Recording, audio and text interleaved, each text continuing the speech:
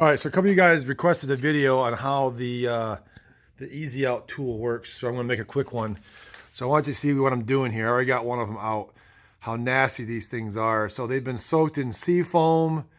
I've used a torch on them, and nothing worked. So this tool, I'm going to show you how it works on these nasty, corroded, even really bad looking, rusted into the hinge deal. So I'm going to hand the phone to my son here, and I'm going to do this. Get behind me.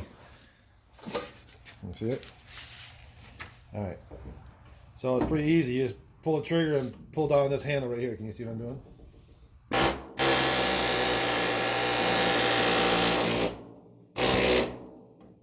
loose.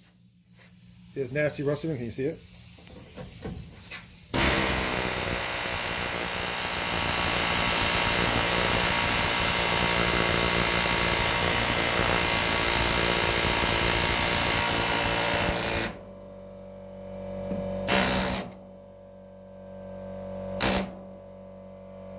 That one loose. This is a nasty, nasty, nasty one. Let's see how it works in this one.